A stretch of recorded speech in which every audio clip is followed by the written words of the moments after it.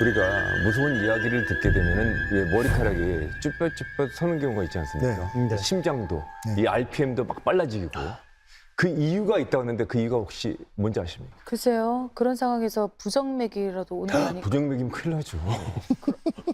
이게 바로 이제 생존 본능 때문이라고 하는 건데요. 우리의 몸은 위험한 상황에 처하게 되면은 본인도 모르게 심장의 박동수가 빨라지면서 이 RPM이 올라가게 됩니다. 아, 사실 이 예측 불가능한 환경에 처하게 되면요, 자기도 모르게 도망치라는 반응, 어떤 시그널을 준다고 볼 수 있겠죠. 예, 그렇죠.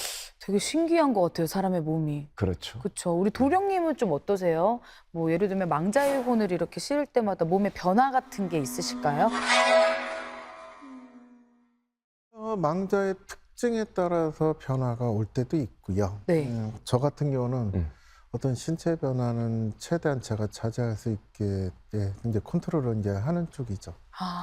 본인의 신체 변화를 컨트롤할 수 그러니까 이제 느끼잖아요. 이제 예를 들어서 이게 뭔가 내가 좀 어질어질하다라든가 그러면은 이게 뭐 때문에 그렇구나 하면은 이제 그거를 이제 중심을 잡으려고 해서 이제 네. 어지러지 않게 하려고 노력을 하고 이제 이런 식으로 컨트롤을 하는 거죠. 역시 다들 강심장이시군요. 그날도 자정이 다 돼서야 집에 도착을 했는데 네. 집 앞에 멀쩡한 책상이 버려져 있었더라고요. 저걸 왜 버렸지?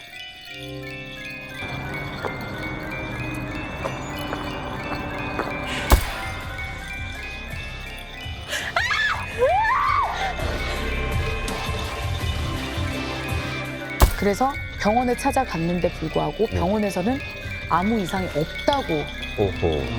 한 거예요. 그 미나 씨에게 이상한 일이 생긴 그 시점과 그 버려졌던 책상을 들인 시점이 좀 약간 연관이 있을 거라는 생각이 드는데 남이 쓰던 물건을 쓰므로 인해서 뭔가 화를 당할 수가 있을까요? 전 솔직히 말해서 절대 안 쓰죠. 정말요? 그럼 그 얘기인지 화를 당할 수 있다는 얘기네요? 주당살 맞으면은 사람의 목숨이 왔다 갔다 할 수가 있어요. 말씀하신 대로 네. 어떤 요즘 중고 쓰던 거 서로 물물 교환하고 무슨 마켓 뭐 이런 식으로 활성화 돼 있잖아요. 예. 그 살을 안 맞고 잘 쓰시는 분들 많아요. 실제로 지난해 어떤 현직 경찰분도 그러셨고 남의 집에 있는 어떤 목재 어떤 제품을 쓰던 거를 선물로 받았어요. 근데 그 주당살을 맞아서 원인 모르게 꼭 십병처럼 나든가 엄청난 부를 누리고 잘 사시던 분들이 1년 동안 거의 알거지가 되는 1년 만에. 네. 그럴 수가 있어요. 근데 이게 되게 이 방송을 보시는 분들이 반박하실 수 있는 부분이 있어요. 그러면 자동차 같은 경우는 새 차만 출고해서 쓰는 게 아니라 예. 중고차 많이 사잖아요. 그렇죠. 감가상각도 따지고 막 이래서. 근데 그러면 중고차는 사갖고 괜찮고 차는 되고 뭐 가구는 안 되고 이런 건 아니에요. 네. 그러니까 모든 게 안 되는 건 아니고 그렇죠. 어떤 게 되는 것도 있고 안 되는 그런 그럼요. 거 차이 아닐까요? 그리고 거기에서 하필이면 내가 그게 걸릴 수가 있는 거예요. 아하.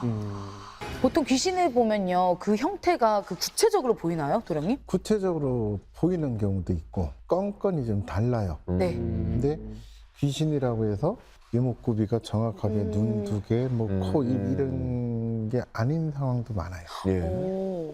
그럼 오방도령님께서 보셨던 귀신 중에 가장 끔찍하게 생긴 귀신이 있다면 어떻게?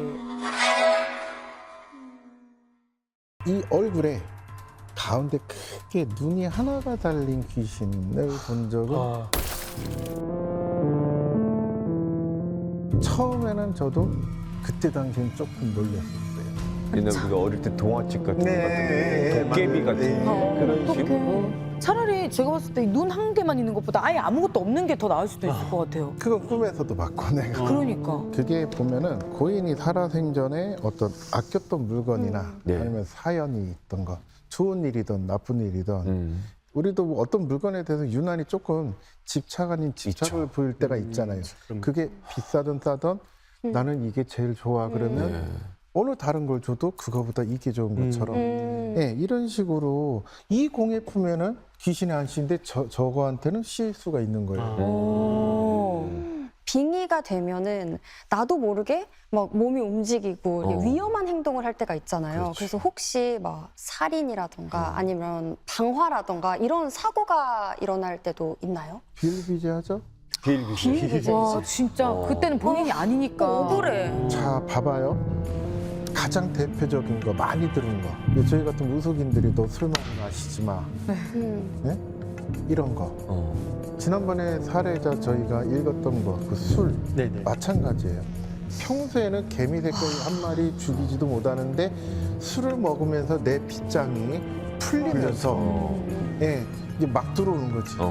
그러다 보면 이 사람의 평소에 갖고 있지 않은 자아가 움직여서 속된 말로 칼 같은 거를 보면 막 이걸 갖고 누굴 쑤셔 죽이고 싶고 특히 눈빛을 봤을 때 이분이 그런 빙이 되거나 이런 어떤 그런 기운이 많다 하면 1순위로 저 같은 경우는 하는 게 술 마시지 마. 아, 일단 술 마시지 마. 알겠습니다. 이런 식으로 이제 좀 새 집에서도 이렇게 귀신이 목격되는 경우가 종종 있나요?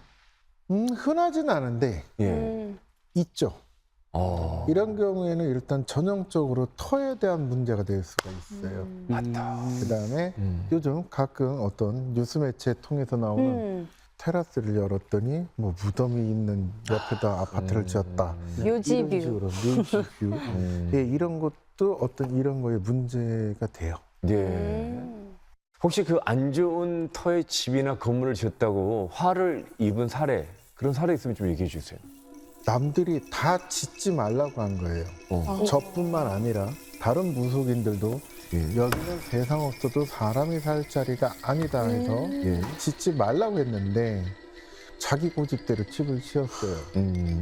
반년도 안 돼서 거의 집을 버리다시피 하고 도망가다시피 했어요. 왜 그랬냐?